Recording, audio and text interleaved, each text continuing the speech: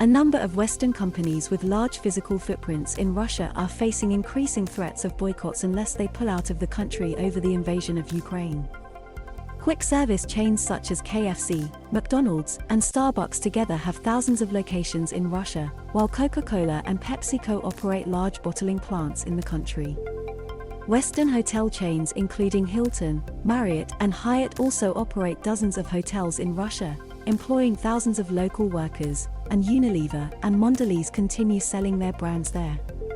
After a flood of major Western players including Nike, Apple, and Ikea announced the suspension of their operations in Russia, pressure is growing on the companies that remain to take a stand over the assault on Ukraine. But while companies like Netflix, which pulled out of Russia on Sunday, can suspend service with essentially the flip of a switch, companies with large physical footprints can only cut ties through a process that would be complex, costly, and difficult to reverse. As well, franchise operating agreements complicated matters for chains that don't actually own and operate their own locations in Russia. People enter a McDonald's restaurant in Moscow in a file photo. Today, McDonald's has 847 locations in Russia, and is facing mounting calls to pull out of the country. KFC has one of the largest footprints in Russia with more than 1,000 locations. Pictured, a KFC location in the Everysky shopping mall in Moscow on Monday. Nevertheless, calls are mounting for well-known American brands to sever ties with the country, with some consumers calling for boycotts and even the chief of New York's pension fund saying the time has come for the companies to leave Russia.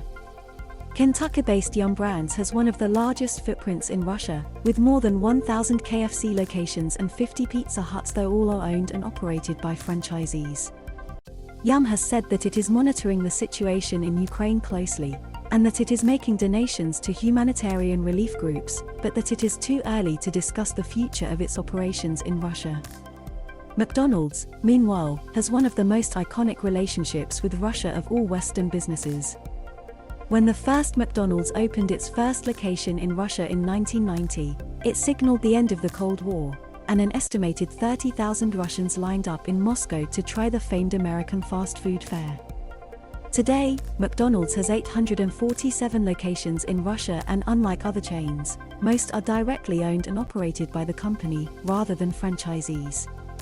Russia accounts for roughly 9% of McDonald's global revenue, and 3% of its operating income, the company says. McDonald's did not immediately respond to an inquiry from Daily Mail regarding its future in Russia, and the company has remained silent in the face of mounting criticism. Starbucks' 130 locations in Russia are owned and operated by the Kuwaiti conglomerate Al-Shaya Group through a licensing agreement. A Moscow Starbucks is seen above. Starbucks has a smaller Russian footprint, with about 130 locations in the country.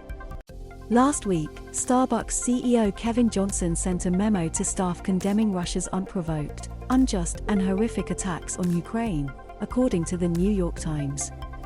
Johnson said that Starbucks would donate any royalties it receives from its operations in Russia to humanitarian relief efforts in Ukraine.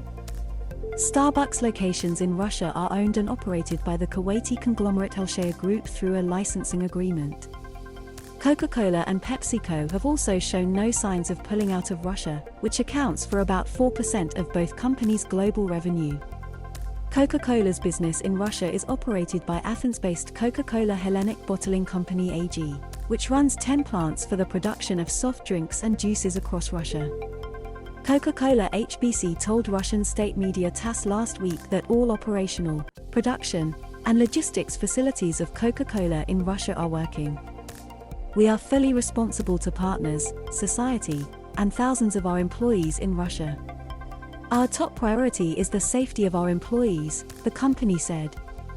There are 10 bottling and distribution plants for Coca-Cola in Russia. Pictured, St. Petersburg. On Friday, Ukrainian supermarket chain Novus said it would stop selling Coca-Cola products, including Coca-Cola, Fanta, Schweppes, and Bon Aqua mineral water, and slammed the company as shameless for continuing to work for the invaders in full strength. In a post on the company's Facebook page, it said, "Our supermarket chain no longer cooperates with the Coca-Cola company, which continues to operate in the territory of the aggressor." we are abandoning all products belonging to the brand. Supermarket chain Fozzie Group also said it was pulling products from shelves and stopping all future deliveries.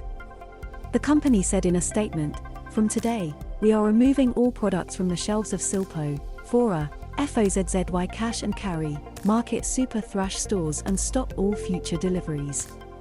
Varus also joined in the boycott, citing the official position of the Coca-Cola company to continue its activities in the market of the aggressor country. Pepsi is also notable as one of the few Western products that was allowed in the Soviet Union before the Iron Curtain fell. Today, Pepsi has 2 production plants and sells snacks and beverages in the country, according to its most recent annual report for 2021. Now public figures and social media users are piling on pressure for the companies to pull out of Russia. Coca-Cola has yet to officially comment on its operations in Russia, but the Russian distribution company has told TASS that operations continue as normal. Pictured, plant in Samara, Russia. Representative Darrell Issa, a California Republican, tweeted on Sunday, Coca-Cola had no problem calling for a boycott of Georgia over entirely reasonable election integrity reforms. Putin's women and children, they do nothing. They refuse to pull out of Russia. Former PBS NewsHour correspondent John Merrow tweeted, "Let's boycott McDonald's, Coke, Pepsi, Starbucks, Uniqlo, and all others doing business in Russia." New York State Comptroller Thomas DiNapoli, the chief of New York State's pension fund, singled out McDonald's and Pepsi in a letter shared on Friday.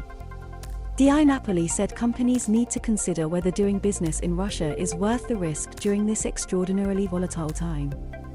He added, Russia's unprovoked invasion of Ukraine and its highly unpredictable foreign policy are a threat to the global economy. We're encouraging the companies we invest in to do a risk analysis and determine what is in the best interests of their company and their shareholders. Pausing or ending operations in Russia would address various investment risks associated with the Russian market and play an important role in condemning Russia's role in fundamentally undermining the international order that is vital to a strong and healthy global economy, the letter said. In the UK, British politician John Mann tweeted, "If McDonald's and Starbucks continue to sell in Russia, then an international boycott of their products should be instigated." Meanwhile, Dragon's Den star Deborah Meaden added, "Can you stop drinking Coca-Cola please? They are refusing to withdraw from Russia. Let's show them some people power."